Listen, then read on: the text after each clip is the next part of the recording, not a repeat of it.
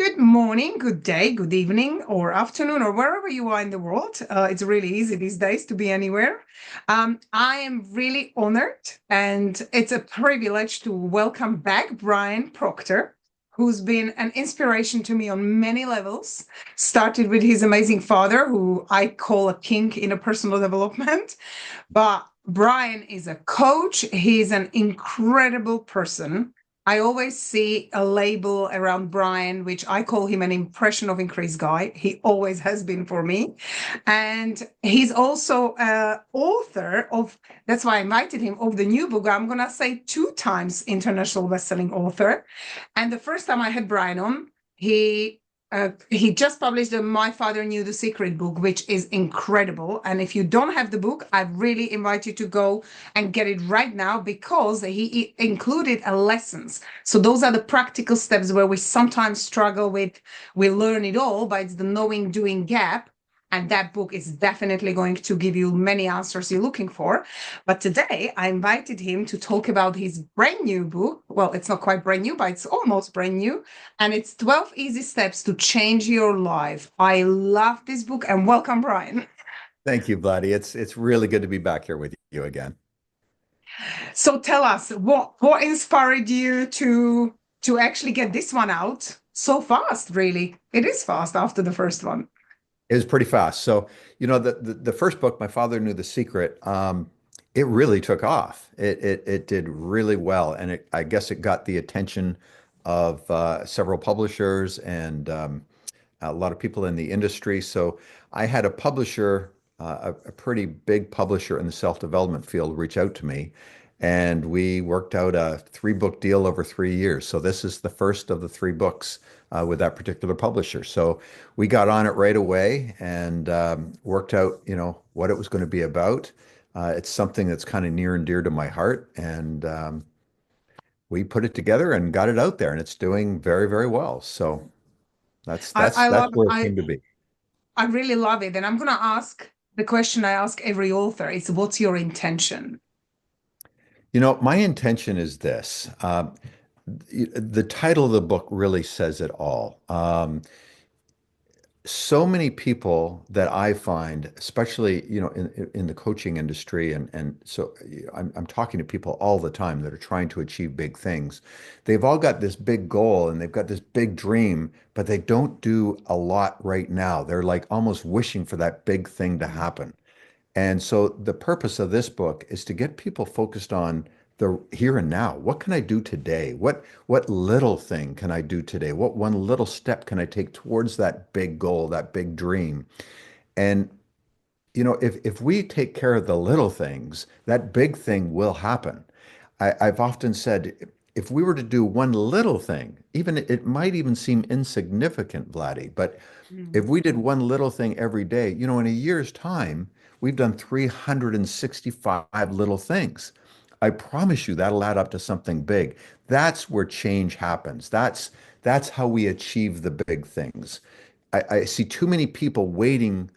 I'll do this when. They're always waiting for that big thing. My gosh, life happens right now in the here and the now. And so my intention with that is to get people focused back onto the present moment. What can you do right now? Because that will make the difference for what you're going to achieve in life. I love that. And this is I love this book. I really love that. And it's very dear to my heart. And it's funny it's not really funny, but you described it. I love decluttering. So, like when I organize in my mind, it's the same thing. I told about this when I kind of like set a plan, like declutter the whole house. You can't do it in 2 days. It's just not possible. And it's the same with the big goals you're talking about, like it's great to have a great, like a huge vision and a Mhm. dream big, but then people feel the gap is much bigger. So it's Yes. almost feels like so far, far away. And we started making an assumption that all these things we need in order to get there. Or if we focus on the steps we take as a climber, I love the sentence, baby steps can take you all the way to the Mount Everest. That's right. And so you talk 12 steps, 12 easy steps. I love the word easy. It is incredible. And I'm obviously being you, and you've had it so much better in life being Bob's son Mhm. because you would have grew up in a great environment. And what were the most important lessons? I know people will get your book, but Mhm. what would you say you focused most? I do love, my favorite is MMFI. Mhm. So before I let you answer, what would you focus on most as a message? The three messages in the book, so people can actually kind of see. MMFI is something that Brian talked about at this on the stage and alive a lot of time, and it's something that touched my heart because I've been saying it to my kids. And I don't know whether I've probably mentioned this to you, Brian, before, but every time, this is going back 5 years ago, you told a story about Bob touching your tummy and speaking to you in the evening. I wrote down what you said. I have it actually here, and I've got one for Elizabeth, one for Joshua. You are capable of being, doing, and having and giving anything you would love in your life. And when you wake up in the morning, you're going to wake up with the biggest smile on your face, great intention, and feel wonderful for the rest of your day. I know it's not word to the word, but that changed their lives because I've been doing it. And when I sometimes, when we busy, they always say, touch my tummy, mommy, do the thing, do the thing. Uh-huh. So, I love that. well, it was such a great impact. And MMFI is make me feel important. That just goes with the book as well. Along the whole book, I could hear the message, impression of increase and MMFI. Could you tell people a little bit more about it? Sure. Yeah. Well, this was a lesson that I learned, Vladdy, when I was 9 years old. So I love that you're teaching this to your kids. Um, I'll be the first to say, yes, I was programmed by Bob Proctor. He was my father. So I got it directly from him. And it was a gift for sure. But, none of us are immune from adversity. No matter what we learn, bad things can still happen. But, how we respond to those bad things is all the difference in the world. And that was the gift that I really got from my father. And I'll tell you about how the whole MMFI piece came about. I was born in Toronto, so I started school in Toronto. Probably a year later, we moved to London, England, into your neck of the woods. And so I started another school there. A year after that, we moved back to Toronto, a different area of the city. So I started another school. It was probably a year and a half after that, we ended up moving to Chicago. So again, another school. So I'm in fourth grade in Chicago, or about to start fourth grade. Um, I'm in my fourth new school. I was that perpetual new kid in school. Mm. And I hated it. I hated being that new kid all the time.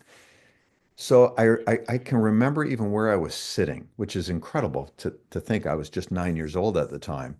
And I remember sitting in the den with my father and talking to him about this. And I told him, I said, Dad, I'm scared to go to school. I hate being that new kid. Everybody looks at you weird. That's what I was, my perception anyway. And he said to me this, he says, Brian, this is all you need to do. Everybody that you talk to, everybody that's in front of you, put these four letters across their forehead, MMFI.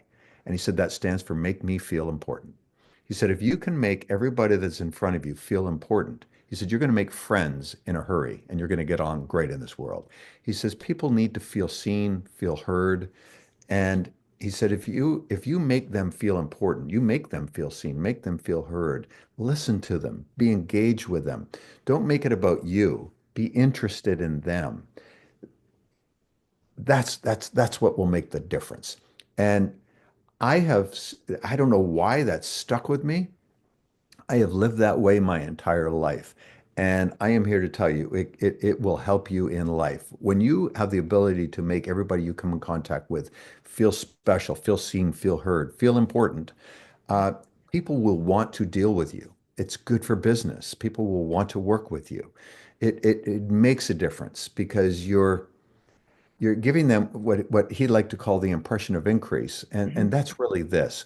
What can you do to make everybody you come in contact with feel even just a little bit better because they came in contact with you that day? Boy, if you can live that way, Vladdy, the world is your oyster. You're going to do good in the world. You're going to make people feel better. And when we do that with somebody, we're looking for the good in them. You know, you can even find something good in somebody you don't particularly like. If you look hard enough, you can find something good about them and you can compliment them on it. Do you know, when we touch somebody that way in a day, we don't have a clue what they're going through. You know, we've all got different challenges, different things that we're all going through. You may touch somebody on a day that they're really struggling. You don't even know that. But by making them feel special, making them feel important or seen, you've elevated their day. You could change the course of their day. And quite frankly, there are times you could probably change the course of somebody's life by the way you treat them on any particular moment. That's a gift. That's something I learned from my father, and it's a lesson I have treasured and has really served me well.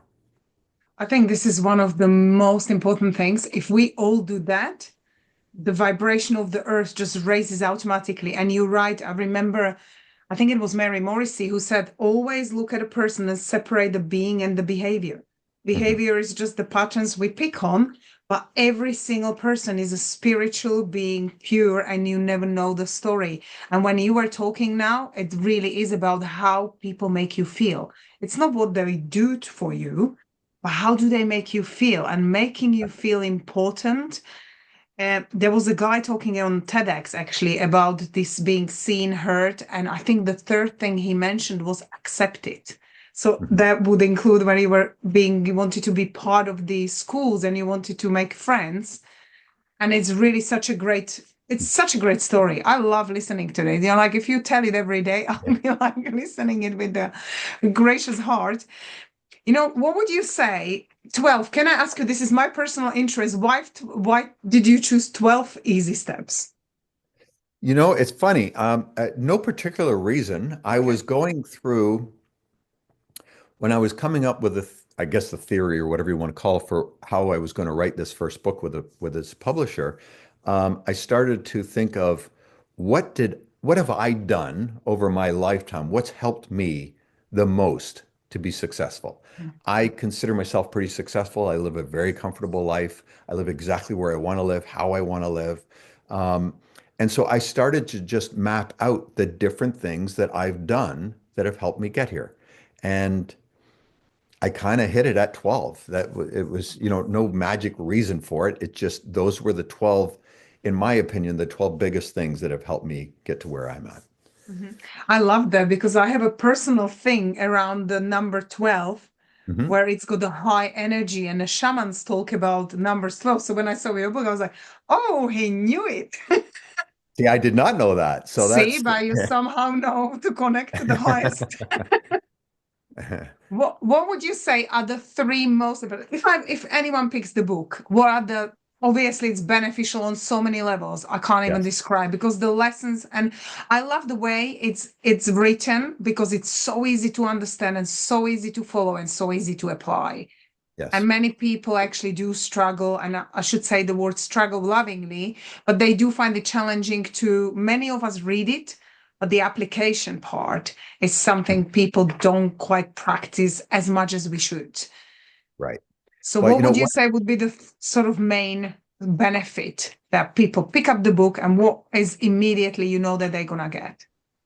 Well, a couple of things. First, the one thing my father always taught is that you can tell when a person knows something when they're able to explain it to a 5-year-old. Um, and so I have written in a way that is just, I don't try to complicate anything. I don't try to make it look fancy. I write it in a way that everybody can clearly understand it, but more importantly, apply the lessons. Um, that was the reason for the way I write, the way I do, that anybody can pick it up and really come away with something.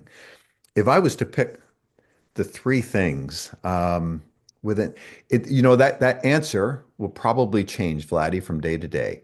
But if I'm I'm going to pretty give sure, you, yeah.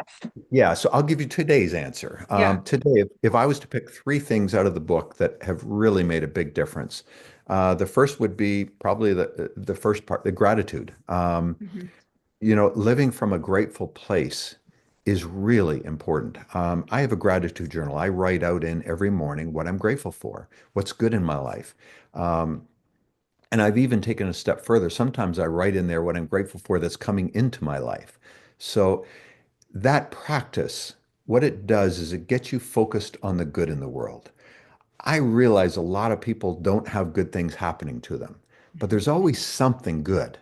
And if we can start to search for the good, it elevates our vibration. That's the important thing. It elevates us, it gets us looking for better rather than the nonsense. Let's face it, we live in a world of 24-hour news cycle, Yes. social media bombarding us all the Mm. time. There's a lot of negative stuff out there. If we can start to get focused on the good, it raises our vibration. And when we start looking for the good, we'll start seeing more good. So, gratitude is a big one. Another one would be to set a worthy goal. Set something big. Set a goal that you're not quite sure how you're going to achieve. But it's got to inspire you. If it inspires you, it will cause you to do things in a day that you wouldn't normally do. That's a game changer. When you can pick something that you just don't know how you're going to get there, but my God, it excites you. That's the thing. And it causes you to step out and bet on yourself. Do things in a day that you wouldn't normally do. Step through that terror barrier. That is when you're going to start achieving big things in your life. You might not know how to get there, but you know the first step. And if you just take that first step and then take the next step, that's the little things I talk about. Mm. You keep doing those little things, you'll eventually get to that big thing without Yeah. even knowing how you're going to get there. Your life will never be the same if you choose a worthy goal that causes you to do things differently. If I'm to pick number three, um, it would be do something every day that brings you joy. I really Mm. think that's important. I think we all wait for, oh, I won't do that until I get here. Yes. Or what can you do today? What even little thing that brings you joy, that makes you feel good? Mm. That also elevates our vibration. It makes us a little more interesting. What can you do that if it's a walk in the woods, for me, sometimes a paddle out on the ocean in a kayak. I mean, whatever that is that brings you joy, do something every day that does that for you. It will it will make you more vibrant. And when we're more vibrant, boy, we can attract more into our life. Mm. So that's I today's l- answer for you. that's great. I'll ask next year. But this is a good example of how it's okay to have a different answer today and the next time because we are Totally. different people all the time and we grow all the time. Well, Bob would say we either grow or disintegrate, but which is truth. But I love you talked about joy because I feel, and that comes back to passion, like you said, have a worthy goal, meaning, like it really does. And I can actually vouch for it. I've set so many good goals, but like when you're not fired up, when you're Mhm. just like, I'm doing it, and when somebody says to you, but you can't, well, that's your opinion. Whereas if Right. you don't have that worthy goal, sometimes you start doubting. Mhm. And I've seen many people going like, man, maybe she's right, and I shouldn't do that. So having that joy in a life is actually also like a passion fueling the worthy goal. It made me think when I went through a part of a time or weeks when you're really busy and I keep pressing a coffee machine. I'm a coffee lover, I'm gonna say. I used to say coffee addict, but now I know to better to watch my words. So I'm a coffee lover, and sometimes you just like press the machine and run and work, and then I thought, where is the joy in the coffee? Pause for a moment, smell the coffee, take a breath, and just enjoy it. And in that moment, it was in the garden, and I remember I went all the way like, how did that coffee get to me where I can actually smell it and enjoy it? And I thought of the people who pick it at the plantation. They plant the seeds. They have to process all the stuff, package it, ground it or grind it if they have to, or do the whole. Then the exports, like we have to actually find and ship it from places around the world where the best coffee grows, and Mhm. then the people who deliver it to our house and who are having it, like there is such a chain which connects to your point of gratitude. It's the different level of gratitude, this unconditional generative gratitude. And I must say it's life changing for me. The gratitude part, I love the word appreciation, so I've Yes. actually created the appreciation journal, which is I appreciate myself sometimes. So I added like, what do I appreciate myself for doing today. It was really uncomfortable at the beginning, to Mhm. kind of get to that.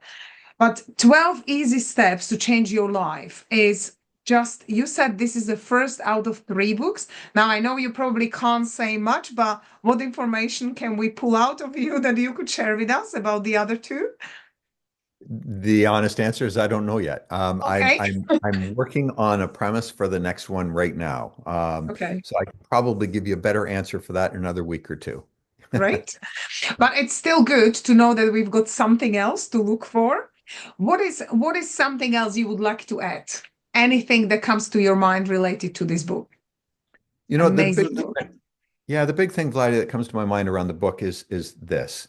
Um, I designed the book in a way that you can pick it up and read from anywhere. You don't have to read it from front to back. So whatever you have a challenge in your life right now that you need to work on, you can pick it up, look for a chapter that addresses that, and work on that. You're not going to want to work on all 12 things right away.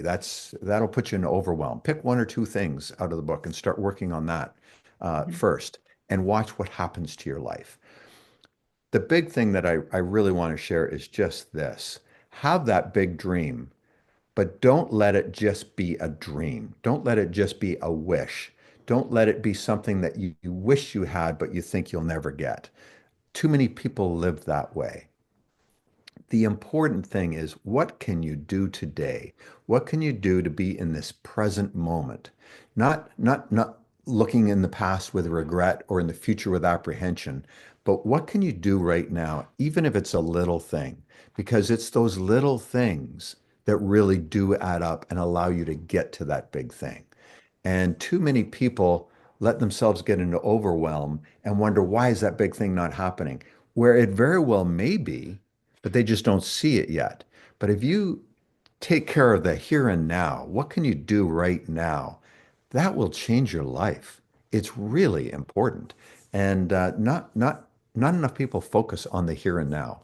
It's vitally important. So that's Very true. probably the biggest thing I'd like to say. I love when you said take the first step, but that's probably what most of the people actually get stuck on, not taking the first step. Because we Correct. make an assumption, like I love what you just actually said, because we make an assumption that, oh, I need all these things to reach that. Whereas as we go, we'd realize that actually half of the stuff we never even get there, Right. or we do them different way, or people, we attract people and opportunities in a way. And I'm sure people can relate to this, going back and connecting the dots backwards, going, oh, I didn't even realize that I'm going to end up here because Yeah. that was my intention. I've done this first thing and somehow I ended up here, because intuitively we're led as well.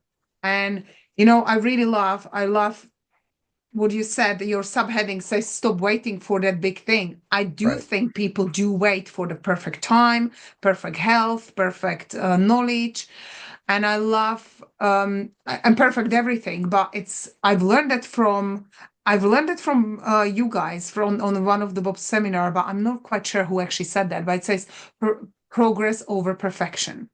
And I've been really thinking that comes to what you're talking about, because if we progress, as long as we do something towards it and take a small steps and put joy and be present in a moment, it will become a great big dream, and probably sooner than a year. But you've said it really well. 365 things. It's like when I've started talking about the cupboards, like one day I did one cupboard, the other Mhm. day I did one cupboard. The one cupboard wasn't overwhelming, like I Right. could deal with that one. And in 2 weeks, the entire kitchen was done. Yeah. So that's really, I mean, It I makes know a it's in a difference. physical form, but Well, it does. It makes it, it's Mm, it's funny, Gladys. I work with a lot of entrepreneurs. My wife and I have a program that we work with that a lot of entrepreneurs are involved in. And one thing I have seen is that so many of them are trying to plan every step out. They're not taking action. They're trying to plan it all, map it all out first. And I'm not saying planning isn't a good thing. It is a good thing. But sometimes we can overplan. Sometimes what I like to call imperfect action is better than no action at all. And take that first step and let the next step show. When we start to take action, that's when we start to move towards what it is that we want. Planning maybe mild version of taking action, but until you step into it and start doing, it's just planning, and that will never get you to the big thing. You have You're to step so out there. right. Yeah. You reminded me something, O'Brien. I originally, like years ago, I was in a legal tax industry, and we used to do this planning, like 3 months, like 90 days goals, 6 months goals, a year, 3 years, and 5 years. So Mhm. we were like a short term, long term. But thinking about it, it's the fascination of people, and this is a misperception, I'd say. It's, oh, I have all these plans there. I used to look and like, oh, these guys have it all figured out. I've achieved more goals by having random planning, like you're saying, having some kind of points which give me clarity. That's why I like the planning just for a clarity purpose. Then things change, and we need to be flexible and actually taking whatever I can, doing the steps I can every day, really brought me further than anything else. So you really, really have done this absolutely amazingly in the book. I do want to ask the question about your program since you've mentioned it, because I'd love people to check it out. So your is it Proctor's Principles? Proctor's principles, yes. And tell people where can they find you. I mean, I will put all Brian's link in under the video so you can guys just reach out directly to Brian. I really encourage you to buy his book because it is just phenomenal. And within the next, even before this year's end, I mean, we have what, 3 weeks left? You can still do so much. Like, don't have this thing of waiting for January and, making, I've learned that from Bob, don't make decisions in the future. Well, you know what, buddy, I appreciate that. You can just go to brianproctor.com. At brianproctor.com, you'll see where you can purchase the books. It'll direct you to Amazon or Barnes and Noble, wherever you want to go. And you'll also get some information on Proctor's Principles. Proctor's Principles is a coaching program that my wife and I do. Um, we have I'm just really fortunate. I get to work with my wife, and the two of us, I think, really balance each other out in a great way. And it is a program that is near and dear to both of our hearts. It's really all the lessons, everything I learned from my father over my lifetime that I help people so that they can live a better life. And it's a 13-week program that we do twice.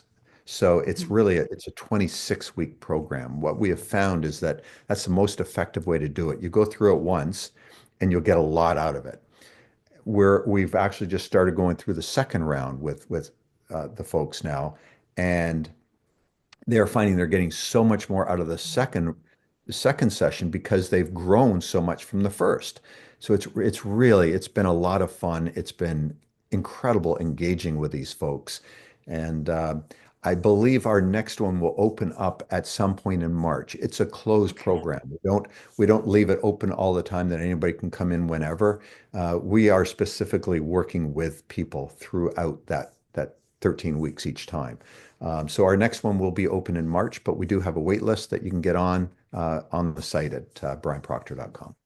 Fantastic. Thank you so much for sharing. I love that way. And you reminded me repetition, repetition, repetition. Even if you did it 5 times over, it would still be beneficial. In fact, we implement things better and as we grow. It's very true. I think that's one of the things, Vladdy, that I probably got from my father more than anywhere else is repetition is the key. We want to change anything in our life, it's through repetition. Let's face it, we all have paradigms. We have ways that we operate that have been set in stone almost, that we've been brought True. up. And if we want to change some of those things, we want to operate a little differently. It takes repetition to change that. It's like setting a new habit.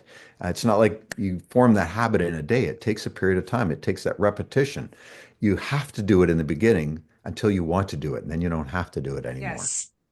That's the easy part. When you say easy steps, people ask me this question all the time. Said, well, you said it's gonna be easy. I said it will once you reprogram yourself, because you Exactly. have to do the work. It's like I often have this story to tell people when if you pay your personal trainer and you want to release a weight or just want to firm up or just be healthier or feeling fitter, we pay the personal trainer. He's not gonna come home and lift our leg. It's like we still have to do the work. They're gonna give us the plan what we should eat and how we should exercise, but it's down to us taking responsibility for actually implementing steps. That was actually probably after gratitude, that was the second lesson when I started with this transformational materials, beautiful journey. It was actually taking responsibility. And it wasn't easy because I had to admit that actually I'm responsible for some of the things in my life. And Mhm. I thought, well, I'm a nice person. I did not create that, but it doesn't come down whether you're a nice person or not. And like you learn in the way that it is the way we think, it's the way we feel, and it's the way we do things. Right. It's the way we actually learn to do the steps when it gets easy. It really does get easy. I have to say, the more the studying is amazing and the more we do this, the easier it gets. And I love what Brian does because he's a true representation to me for kindness and authenticity and really honesty and just being out there and living it. And that is something I really value, like when people walk the talk, because that's what our kids, like we can tell them 100 times what they should do. Unless we're doing it, they're not going to do it. Very true. That's a very, very good point. I agree with that. Yeah. Yeah. Okay. Last question is, how many copies would you love to have sold in January as a goal? I And we're haven't going to really try and thought help about you that, reach Vladdy. it. It's I would love to see another 50,000 copies sold in Okay. January. I think I'll that's a start the campaign. I'm writing down 50,000 copies and I'll start the campaign where I'm going to encourage people to get there you you go. sell You know what? 50,000 copies. It's important to me to make a difference with this. Mhm. Books are not expensive, and you can get so much out of a good book. And I have written this in a way that I hope it delivers really good value. If it can change one little thing in your life, it's worth the cost of a book. And it just there's so much to it. There's so many good books out there. And when you get a book like this, you don't even need to read the whole thing. You Mhm. just read what you need right now. And boy, oh boy, if that can make a difference in your life, nothing It's more to be actually an said. amazing point, Brian, because lots of people just keep saying we do live in a busy world, and people say, like, I'm busy, I can't, and it's the grabbing, it's the first step, isn't it? It's taking the step. But when they know that, oh, I don't have to go back to the front, there's no excuse really. Right. Because like I like it, and I encourage everyone, like I have books in everywhere in my bathroom, because when I use my mask on the hair and they tell you to wait for 10 minutes, I have always something to grab. I have two in a car, two in every room in our house has books, so I can't make an excuse that I'm gonna end up being somewhere or waiting in the for kids 20 minutes in a car. You always have that goal thing, and that's efficient use of time as well. Like you grab it, you read the chapter, and then you pulled in, and then you can elaborate on it, take it in home, do it in the evening. It's just finding the joy, like you said, finding a joy, and then you just get habitually working that way. Yeah. Thank you so much, Brian. I'm going to put all your links inside. I'm really grateful for all the stuff you shared with us. It's been a real pleasure to have you here again. And I can't wait to do an interview on your next book, Yeah. which will be soon out, which I look forward to reading as well. Any final message for your beautiful audience? You know what, Vladdy? I thank you. Thank you very much for having me on. I appreciate you promoting this. I appreciate your support and your help. And I hope whoever is watching or listening to this goes out and gets a copy of the book. I know in my heart it will make a difference in your life. So I appreciate this very much, Vladdy. Thank you.